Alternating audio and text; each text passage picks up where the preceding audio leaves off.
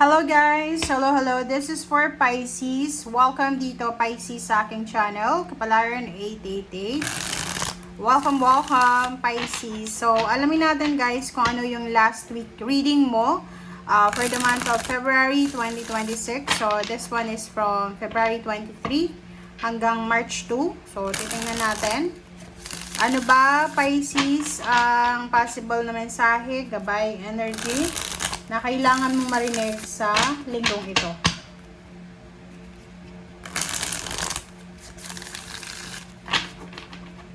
Alright.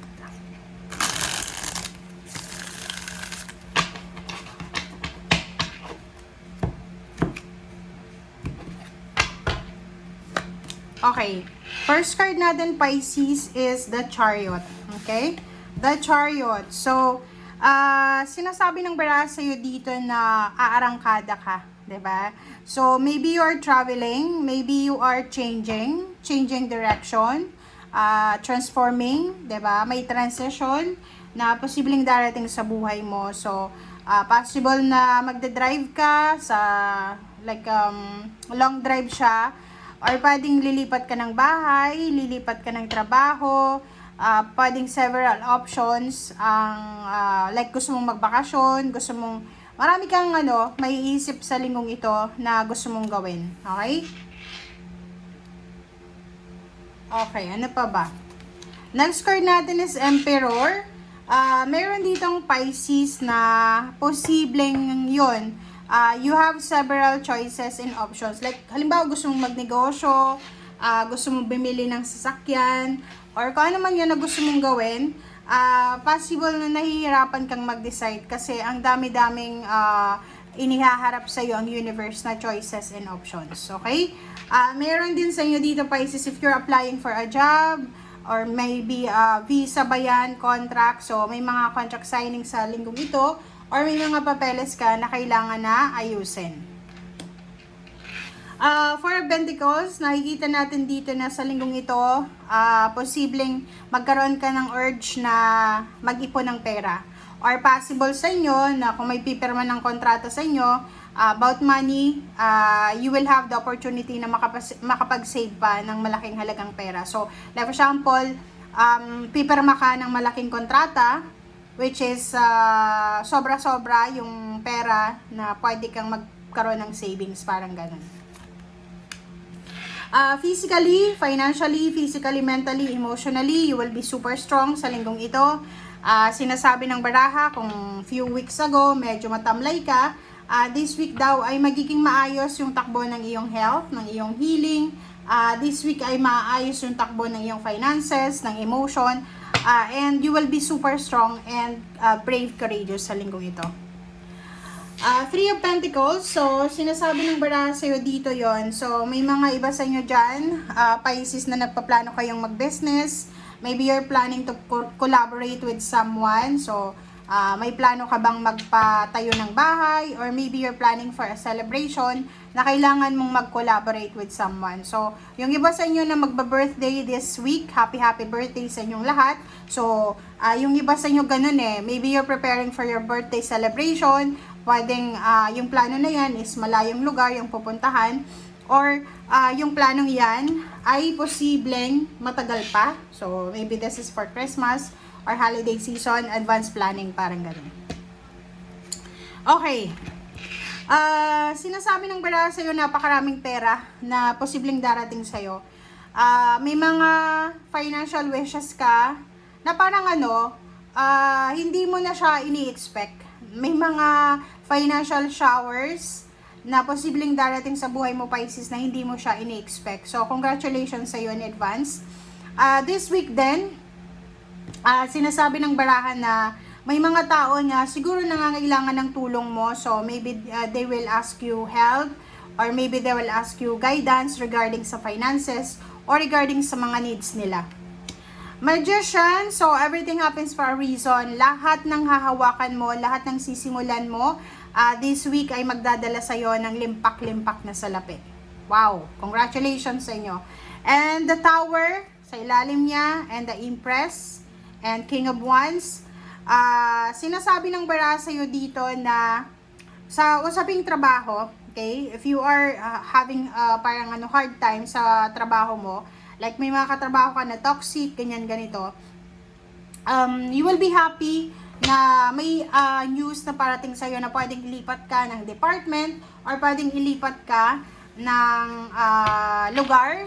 And nakikita natin na yung sisimulan mo or kung saan ka pupuntang lugar, yan yung lugar na magsisimula kang karoon ng growth or production sa kung ano man. Like for example, yan ka magsisimulang makapag-ipon, mag-build ng iyong foundation or kung ano pa man.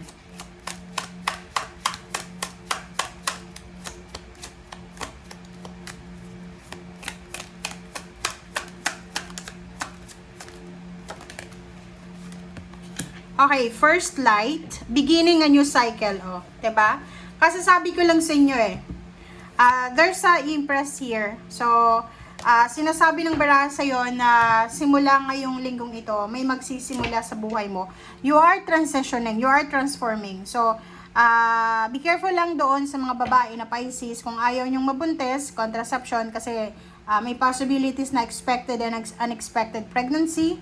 Friendship, collaboration, there's a new job, new career, new source of motivation, inspiration, new source of happiness, new job or new business, new place of work, new place of interest, parang ganon. Staying focused, okay? So, this week din, sinasabi ng barahan na magiging sobrang focus ka. Pwedeng wala kang panahon para maglaro. Wala kang panahon para mag-relax kasi nakafocus ka sa goal mo. So, for example, this week, mayroon kang goals na kailangan mong tapusin ang trabahong ito, kailangan mong matapos yung schedule mo, ganyan, ganito. Alright. Pisces. Okay. Blessings are showering your life. O, diba? Kakasabi ko lang sa'yo, Pisces. So, simula this week, sinasabi na there's a rainbow of blessing. So, this is hope. Pag-asa. Punong-puno ng pag-asa. Blessings are showering your life. So, ang message na to, sinasabi sa'yo, Pisces, na kung ano man na magsisimula sa buhay mo, mag-focus ka. Okay? Magsisimula, uulan ng grasya, uulan ng biyaya sa buhay mo. And mag-focus ka kasi kung ano mang magsisimulang ito, eto ay talagang deserve mo and talagang nakatadhana yan sa'yo. Nandito yung Magician, sinasabi na everything happens for a reason. So, walang rason na masama para sa'yo. Lahat puro lang kabutihan, karangyaan, blessings, pagsisimula. Okay, ano pa ba ang last message?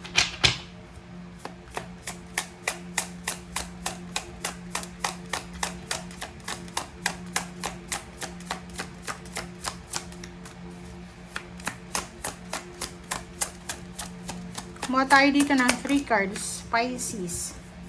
Okay, 8 of Cups, 6 of Cups. Wow.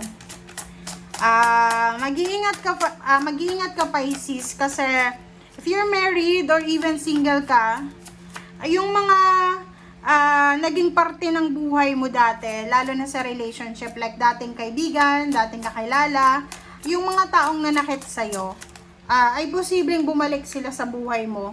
Hindi natin alam kung ano yung rason kung bakit sila babalik.